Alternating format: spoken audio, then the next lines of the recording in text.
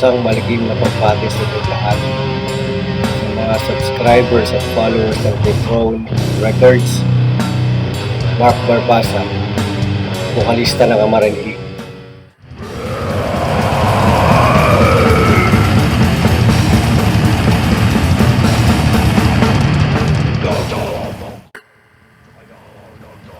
Dito lang, ito sa loob ng kuweba na to. Ganun lang. Babasa ng mga libro kung ano pwedeng mabasa dyan. Sound trip. Tapos sulat-sulat ng mga lyrics na posibleng maging kanta ng Amaranhig sa susunod na album na kasalukuyang ginagawa namin sa ngayon. Ayun, tapos may pag-catch up sa mga tropa dyan, may pagkwentuhan dahil hindi naman imbitado yung ating paglabas-labas ngayon, buti sa tulong ng social media nakakausap na kapag palitan naman tayo ng mga idea at ano pa mga kalokohan sa kanila, sa kaibigan natin. At hindi naman masyado kapala sa trabaho at wala pang ginagawa sa loob. Yan, may panahon tayo para tumagay, sumat, para ma-relax naman tayo, di ba? Kasi nakaka-stress din pag lagi mo isipin itong mga nangyari ito eh. Ayan, pag medyo sinipag-sipag, nagdadamo sa likod ng bahay kasi matataas yung mga damo kasi tag-ulan ngayon eh, kaya sila tubutos. Kailangan bawas-bawasan natin.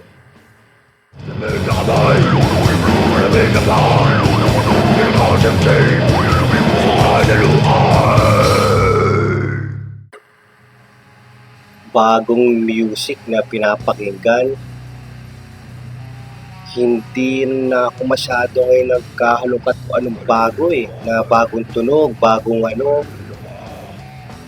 Kaya, ewan ko lang parang pakaramdam ko, parang nagawa na rin lahat eh. Bumabalik-balik lang eh.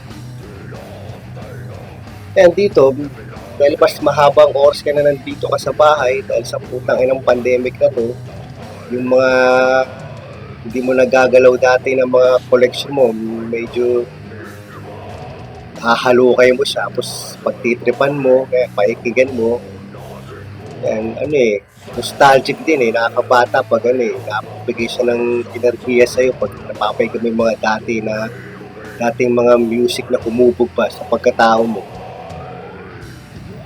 Nagpas na hanggang ngayon, okay pa rin sa pakinggan, diba? Parang sumisigla ka eh. Tapos sabay kung ano yung mood mo ngayon, buwan, trip mo ganito. Okay pa yung ganito diba? Tapos i-score ka ng video dyan sa tindahan, tapos sasat ka, papainggan mo, diba? Para na sa time machine eh. Itong music ano yan eh, time machine yan pare. Tangina, dami mong naiisip pag pinapaigan mo, lalo na yung mga sobrang pamilyar ka ng mga banda o kaya yung tunog na talaga pinagkatandaan mo, diba? Dami-dami mo kwento. Ganun lang eh. Hindi na ako naghahanap na kung ano pa iba eh. Kasi parang okay, may mga mangilan-ngilan na okay. Ang dating lang sa'yo eh, uy, okay ito ang galing ito parang ganito, parang ganito.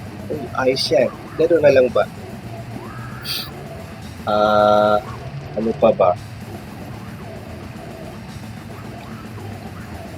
Mga hobby. Ano bang hobby ko? Ganun pa rin eh. Kung ano yung ginagawa ko dati, ginagawa pa rin ngayon. Yan, magbisikleta. Diba? Masya, tinatawad ako mag-commit, tapos gusto ko lang mag-bike na lang. Kasi pagpuas mo ng gate, puta, maandar ka na eh, diba? Yun. Siguro mag-bike. Tinutuloy ko lang yung dati. This video is sponsored by Stab by Lilith Piercing. Hurry, get your dream piercings and avail our promo. Get 3 piercings for the price of 999 pesos on 2 ear piercings and 1 face piercing of your choice. Our shop is located in Malanday, Marikina City near South Supermarket and Robinson's Supermarket. We are available for walk-in customers from 12 p.m. to 9 p.m. and home service as well. Check now our piercing rates.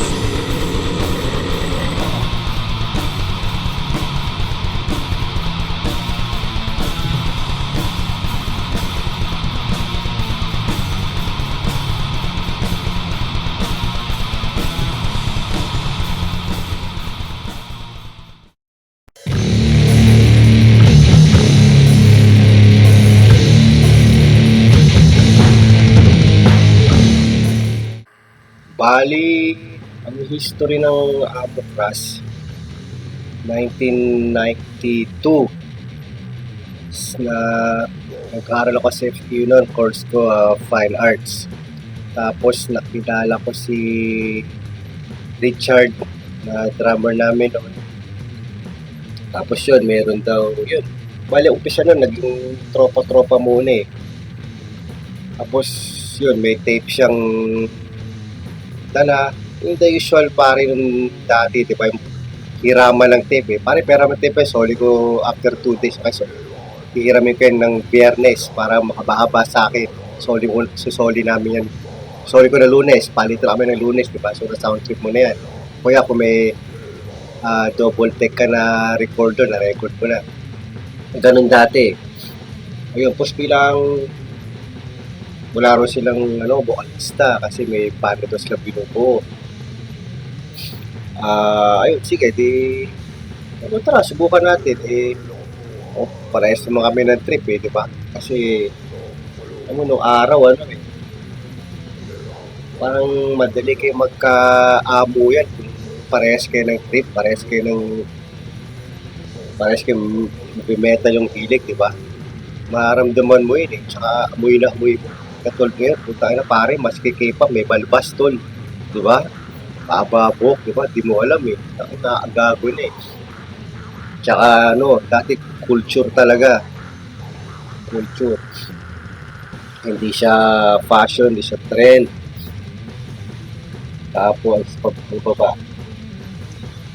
Si Glenn, pa-study namin sa Amocras. Nagka-classic rin yung finals din kinuha niya. So magkakalapit lang sila ng bahay nun. Pagpunta ko doon, kapitbahay lang pala nila ni Glenn, na paista namin, si Noah, tapos si Richmond sa Marikina din. So yung village, yung community, magkakalapit-lapit lang talaga eh. Tapos nagpa-practice kami doon sa studio ng Spolarium. Mas hit sila sa amin na naging mentor din namin sa Amocras habang sa kasagsagan ng mga tugtugan noon. Siya na yung aming mentor, si Jovi, rest in peace Jovi Baista. Sumakabilang buhay siya last year. Yun, nakikita ko na siya dati sa FEU, tapos hindi ko alam, putas Polarium pala siya nung nag-practice kami. Ayun, siya pala based doon, kaya saya eh. Parang bata na pinakulat sa tindahan ng mga laruan. Diba? Tapos, yun, umpisa, nagko-cover kami. Siyempre, lahat naman ng banda, sa cover kami ng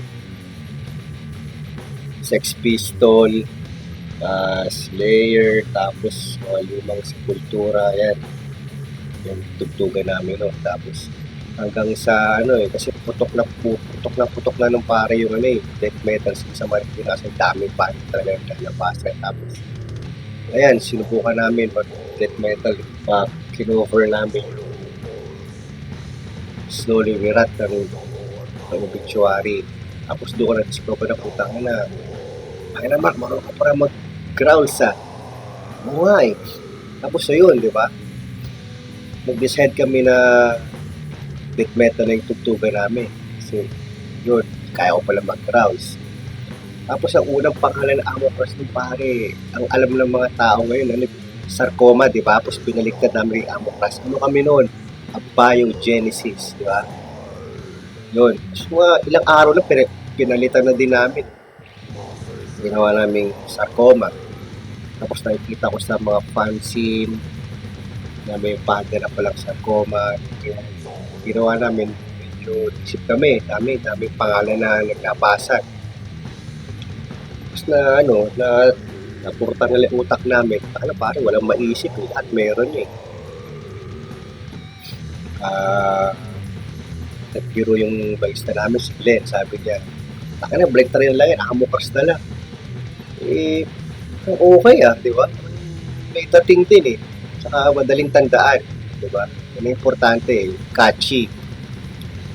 Yun, Amokras. Tapos tumutugtog na kami sa mga gig-gig dyan sa Marikina. Tapos pinaka-big break namin 1993 ata yun o late 92 sa Abang Battle of the Bands. Dami dating ganun, di ba?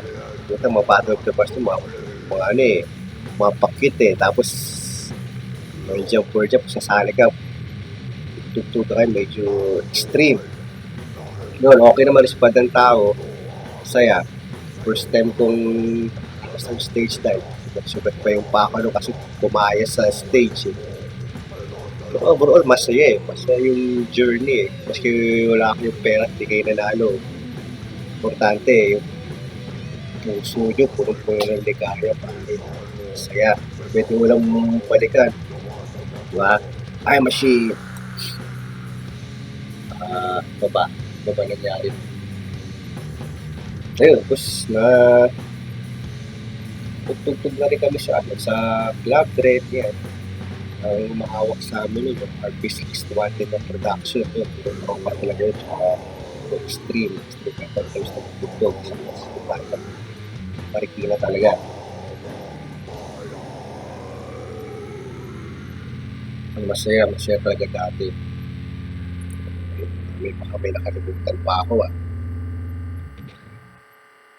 Yun. Diba? Yun ang short history ng Amokras.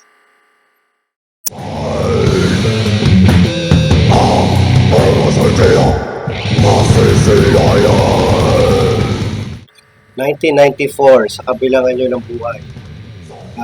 Napasama kami sa compilation na yun dahil yung mga kasama rin dyan, mga kaibigan din namin, mga tropa, kaya nagkahatakan na. At that time, summer vacation yun eh. Tapos, college. Nandun ako sa province ni Erpat. First year college ako noon at that time. Tapos tumawag na yung mga banda ko. Sabi may compilation daw na magaganap at kasama kami. Kasama yung mga banda sa Marikina. Yan, sa Death After Birth, Iconoclast, tapos Kabawan ng Kamatayan, Autopsy, may iba-iba eh. Tapos meron din mga ibang lugar sa South, Gibson Fire, The Throne. Ayun, tapos pagka-uwi ko dito from the province, yun, may lift na Sinoa. Yung usual namin na style, record Sinoa yung riff sa tape, tapos dadab. Papabutbut na sa aming lima. Napataw ng lyrics, ganyan. Ang sistema nun sa pag-record sa yung sa kabilaan nyo ng buhay sa sa Ivory kami nun eh. Yan sa may Cubao, yung building nun, alam ko pangalan ng building ata ng Pocket Bell. Yung yung matawag din yung Pocket Bell, yung pager, di ba? Yung office nila, kapag cellphone nun. Tapos by schedule yun, bali, schedule nyo, Lunes kayo Amokras, so buong araw, Lunes kayo lang mag-record doon. Ang project coordinator doon, alam ko, si Alvin Baez ng Rumble Belly. Doon ko siya unang na-meet. Tapos, yan, kasama niya sa project si Ed Formoso sa Local Brown. Kumanta ng This is Not America. Ewan kung natatandaan pa mga ibang nanonood dyan. Pero yun nga, Tapos, yung record kami. Puta pare, saya dahil yun ang first time kong makakita. Yun ang first time, actually, lahat namin makakita at makapasok at ma-experience yung professional recording studio at mag-record ng per track. Diba? Tapos yung naglalagay ka ng headphones, kakanta ka, may condenser, surreal eh. Nakikita mo lang yung dati sa mga magazine eh, di ba? Ngayon, normal na lang yung ganun. Pero dati, pare, pare record, men, tangina, di ba? Saya, saya. Mabilis naman namin nagawa yung kanta, mga less than a week, naayos naman yung areglo eh. Dahil syempre excited nga eh. Puta, schedule ata namin yung sa recording 11 o'clock or tanghali. Puta, alas 7 ng umaga, magkakasama na kami. Gano'n ka-excited saya eh. Tapos yun, okay naman, masaya. Dahil alam ko at hanggang ngayon, medyo maganda pa rin ang tangkap ng mga tao at ng mga naghahanap pa rin eh, sa compilation na yan. Kasi in a way, naging part din yan ng extreme metal history dito sa atin. Diba? Tsaka masaya yung experience namin nung mga panahon na yun. Pag-record sa isang professional na studio. This video is sponsored by Deji Tattoos. Check them out on Facebook and Instagram. Use this exclusive promo code to avail special discounts. They accept walk-in and home service session. Book Deji Tattoos now. Maulang pagbabarang lahat ang sama-sama. Di kapaliwanag, ikaw ay ulay lihan. Matayan ay dito. Ang alam ko dyan sa Marikina death metal scene, nagsimula yan kasi nung nabuo Amo Crash, medyo na yung death metal scene sa Marikina eh. Putok na siya eh. Tsaka napaka-prolific ng lugar na yan. Ang dami naglabasa dyan ng mga death metal bands. Hindi lang death metal bands, thrash, post-punk. Pero ang pinaka-notable dyan, Death After Birth at Iconoclast, kasi alam ko sila yung mga dati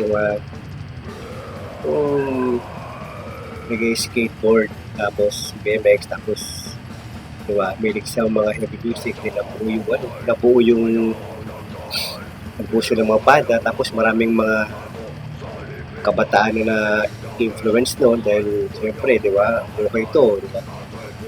Marami na inspire. Hindi ang alam ng iba, kami nagtatanong na taga Marikina ako, hindi ako taga Marikina sa Montalban. Nung araw ko sa FEU, na-meet ko yung mga naging kabando sa Amo Crash, dyan ako halos tumatamay taga sa Marikina. Diyan ko kasi nakita yung gusto kong gawin. Diyan ko nakita yung pagka-genuine ng scene na hinahanap ko talaga na parang dito ko talaga gusto Dito ko gusto magbuo ng foundation, di ba? Ng aking kabataan noon. Tapos na-meet ko yan, first time ko na-meet yung sila, Death After Birth, Iconoclast, Political Chaos, Scam. Doon sa pinagpa-practicean din namin noon sa Marikina, sa garage ng Spolarium, sa kanilang studio. Pag may gig, doon sila nagpa-practice. Kung hindi dyan, doon sa Santa Elena, alam ko, doon kina Joel Pangan, sa Scam. Tapos, what makes Marikina death metal scene, isa pa yung paglabas ng compilation at Teams of Madness. Na-record din yun sa garage ni na Joel Pangan ng Scam. Sobrang raw. Dito na wala lang yung kopya ko rin. Alam ko, 2 kopya ko nun eh. Doon naging mas notorious pa yung Marikina death metal scene kasama sa compilation yung Scam, Posthumous, Iconoclast, Death After Birth. Yun yung mga natatandaan ko eh. Pare, mas una pa sa kabilang anyo yun. Saka, cult release. Dapat talaga mabigyan ng pansin yun, yung compilation na yun. Lalo na ngayon, di ba? Kaya lang. Tsaka yung gig doon, pare, napakadalas ng gig doon. Parang kahit weekdays may gig. Di ba? Parang hindi ka pa naka-recover sa araw-araw, may gig na naman. Ganun sila kasipag doon. Napaka-prolific. Tapos, si Xerox lang yung art. Dito sa poste, words of mouth, yun, ikot-ikot na yan sa mga tao. Tapos pagdating na mismo araw, puno-puno na yung venue, dami ng tao. Di ba? Kahit hindi ka magbayad ng ticket, putang na ayos lang, saya eh. Di ba? Mosh pit, halo-halong genre. Tsaka, isa pa, ang naging special sa Marikina, yung tunog ng mga banda. Walang magkakaparehas.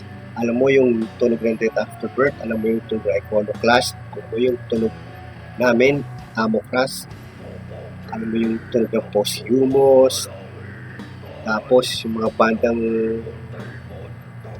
hardcore punk, yung Toxic Waste, dami. Iba yung tunog ng Thanatopsy. Basta lahat merong distinct sound. Hindi sila pare-parehas talaga. Yun ang nagpapa-special sa Marikina, kaya talagang umugong talaga yung pangalan na yun. Yung lugar nila na kilala dahil sa death metal scene. At kaya din napamahal sa Marikina. Kaya nakala na ibang tao taga dito.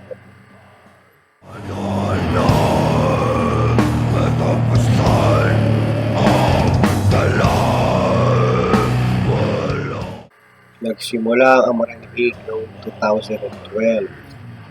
Si John Hans Redford, mga panahon na yun.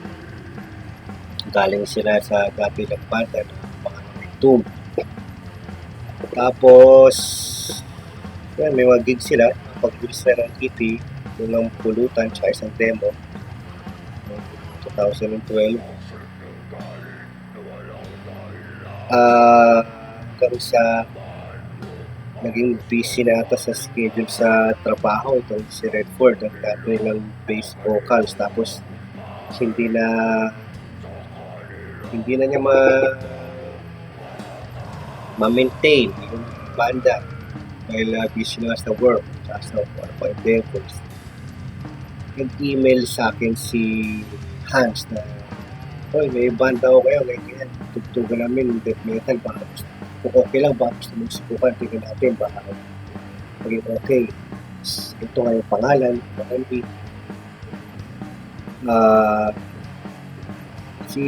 Subukan ko naman kasi si Hans matagal ko na rin siyang kilala eh. Nakaka-jam ko na siya early 2000. Kasi yun, na-meet ko na yung si John. Tapos, nandun pa si Redford noon. Nakapag-jam kami nakasama siya. Pero, siguro yung mga panahon na yun, medyo alam na nila siya. Kaya kinuha na nila ako para mag-vocals. Kasi mga sumunod na ensayo, hindi na nga siya naka-attend. So, ayun na. Tumugtog kami ng mga gig na walang mahista. Bali, tatlo lang kami noon. John sa guitars, sa drums, tapos ako vocals. Hanggang sa naghanap din kami syempre ng bahista. Dumating nga to si Joey. Kapag release kami ng EP, Kinain ng Buhay. Tapos gig, ayos naman, nagkasundo naman, okay naman ang chemistry na may apat. Nabuo ang bagong Katay na album. Tapos, yun, sumunod doon. Ito nga yung Exorcismo na nilabas namin ng independent din taong 2018.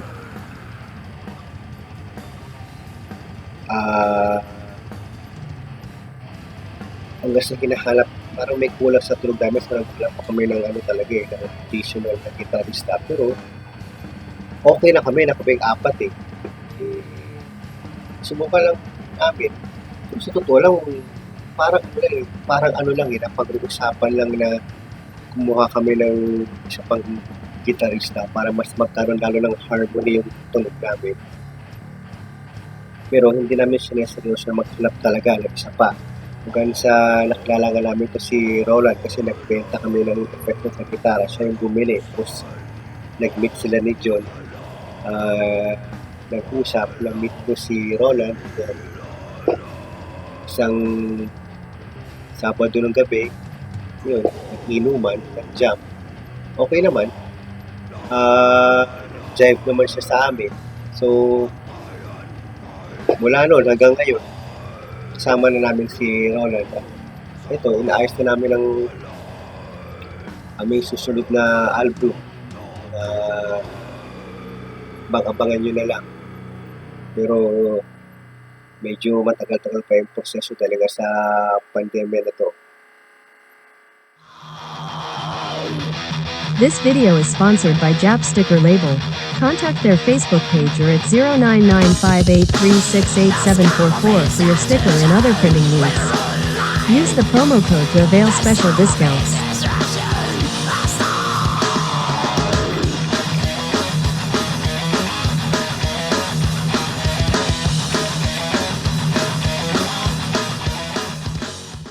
Okay, hindi na ako tulad nyo! Pagdating ng panahon, babangon kaming lahat. Diyos, walang magagawa! Top 5 horror films na gusto ko. Local, syempre, no? Yung Wag Mong Buhay ng Bangkay. Ang gustong-gusto kong part dun yung si Charito Solis. Habang sinasambit na yung dasal na ama namin para mabuhay yung anak niyang bangkay na. Tapos palakas ng palakas yun. Nasa rocking chair siya, tapos may dinadala siyang cruise, di ba? Sinisigaw niyo yung ama namin, sumasalangit ka, palakas ng palakas yun. Yun, ayos din yun. Yun ang paborito kong part sa movie na yan. Sumunod yung Shake, Rattle, and Roll. Unang part, part 1. Tatlong kwento yun. Teka, una doon, Baso, Manananggal, tapos Frigidaire. Siyempre, pinaka-classic doon yung Manananggal. Diba? Alam natin lahat yan.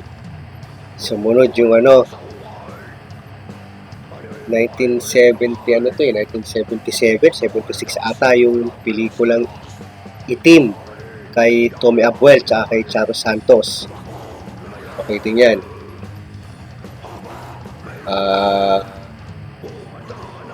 Yung pang-apat yung kay Julie Vega, yung sa Loving Leor's Helen the Movie. Akin ang Walang Diyos. Yun. Puta, hanggang ngayon nakakatakot pa rin yung itsura ni Julie Vega nun. Ginawa din naming sample doon yung act ng sinasapian na si Julie Vega ng demonyo. Naglalaban sila, na-exorcise na siya. Ginamit namin sa exorcism namin EP 2018. Pinakahuli naman, medyo bago-bago na to, yung Yanggao. Ano siya, regional movie to eh. Ang dialect nito, Ilonggo. Tapos ang kwento nito, yung tungkol sa yung proseso ng taong kinagat ng aswang. Papunta na siya sa pagkaswang, yung proseso ng pinagdadaanan niya. Yun yung kwento eh. Okay din, yung sinunod ni Lazaro. Magandang pelikula. Masasabi ko, isa sa pinaka bagong horror movie na gustong-gusto ko talaga. Saka lakas ng dating.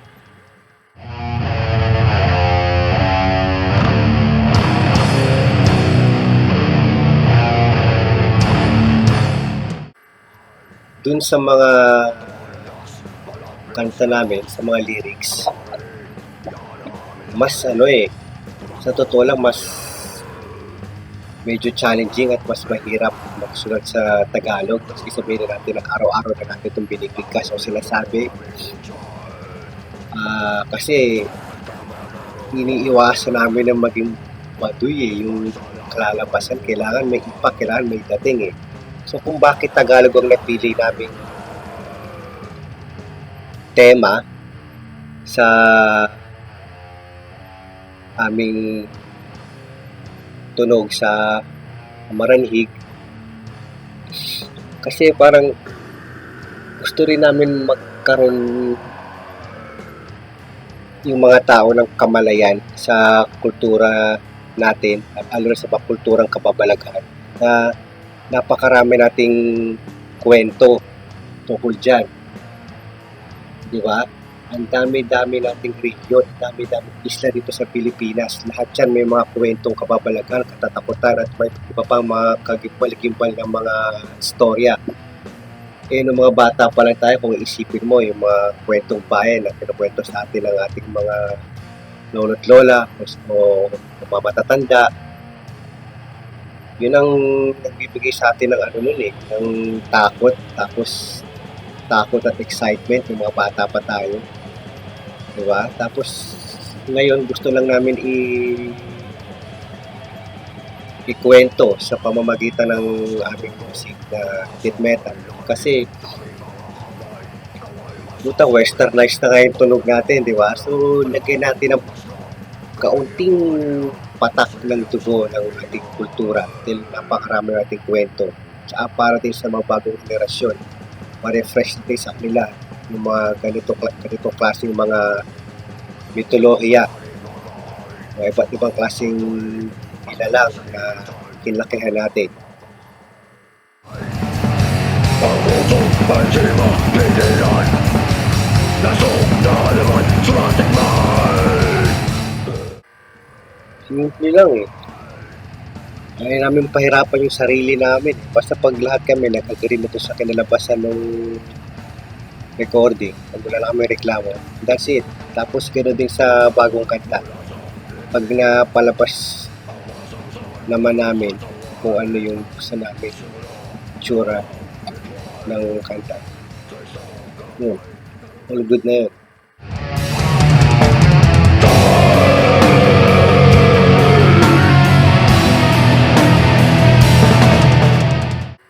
Ang tugtugan namin ay death metal. Ang influence ng Amaranig and Glory Days nito. Late 80s, early 90s style ng death metal. Tapos, ang lyrical team namin ay Philippine Dark Mythology. Lahat ng aming kanta ay nakasulat sa Tagalog. Agdas Agdas Maraming salamat sa lahat ng mga nanood at nakinig. Salamat Dethrone Records sa pagkakataon na to. Sa mga project naman, mga music project, malalaman nyo nila kung meron. Sige, ingat kayong lahat. Death metal hanggang sa libingan.